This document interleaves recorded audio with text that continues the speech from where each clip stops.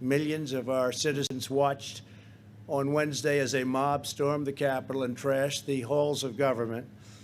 As I have consistently said throughout my administration, we believe in respecting America's history and traditions, not tearing them down. We believe in the rule of law, not in violence or rioting.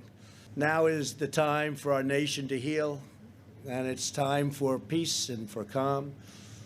Respect for law enforcement and the great people within law enforcement, so many are here, is the foundation of the MAGA agenda.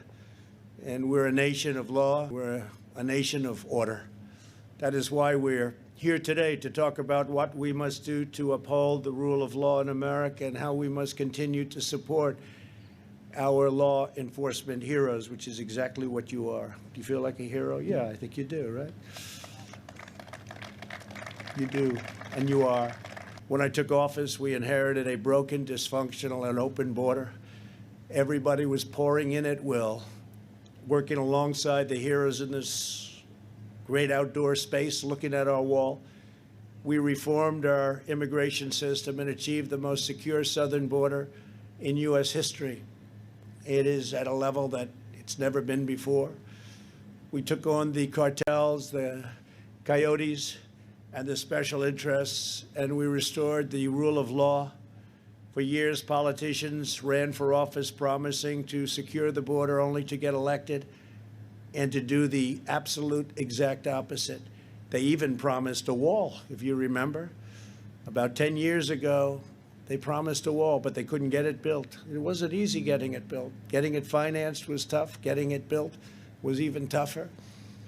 All the different chains of title and all the different things we had to go through. Very, very complex and very difficult, but we got it done. But they had it years ago.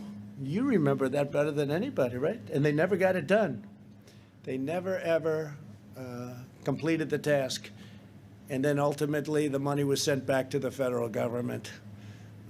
Spent, but no wall was built. But unlike those who came before me, I kept my promises.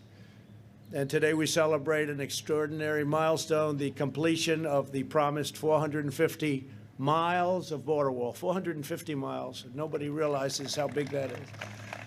A lot of it, a lot of the wall you have is incredibly natural. You have the mountains, you have the rivers, you have some very powerful water areas, you have some areas that are virtually impossible to get by. So we didn't need walls everywhere because it's been so successful that we've added nearly 300 miles, and that's currently under construction. This was our original wish, to get these areas done where there was such trouble.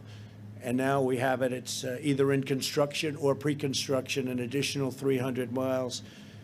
In every region that we've built the wall, illegal crossings and drug smuggling have plummeted, absolutely plummeted. In the Rio Grande Valley, crossings have dropped nearly 80%. In Yuma, Arizona, illegal entries have been slashed by 90%.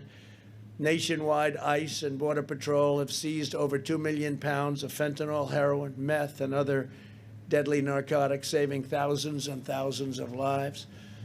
We've arrested nearly 500,000 illegal aliens with criminal records, some with very serious criminal records, of the type you don't want to know about, like murder.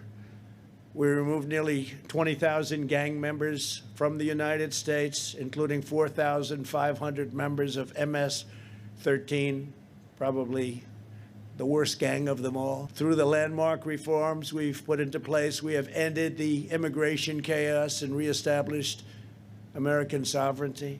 Our most important reform was ending catch and release. Not easy to do.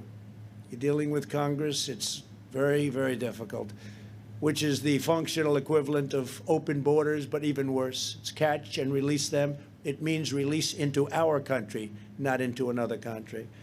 This policy was exploited by vicious criminal organizations who understood the laws better than our people understood them for years, to spread misery and suffering and drugs all across the hemisphere. Now, instead of catch and release, we have detain and remove. It's called detain and remove. Doesn't that sound better? One of the biggest loopholes we closed was asylum fraud. Under the old broken system, If you merely requested asylum, you were released into the country. The most ridiculous thing anyone's ever seen.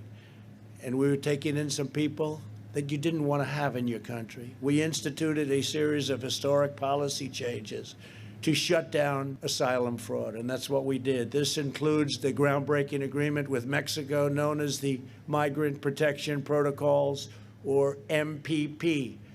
Under this agreement, if an illegal alien requests asylum, they have to wait in Mexico until their case is heard. They used to wait here, and when they were waiting, they would say bye-bye, and they'd disappear somewhere into our country and essentially would never find them again, would never see them again.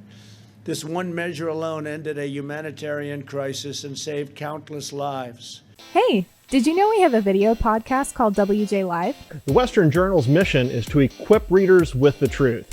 That's the exact same mission we have on WJ Live. You'll hear from writers, editors, and special guests on the most important topics of the day. You can watch it live every day at 5 p.m. Eastern, 2 p.m. Pacific at youtube.com/WJ Live. While you're there, help us out by subscribing and hitting the bell so you won't miss out on any future episodes.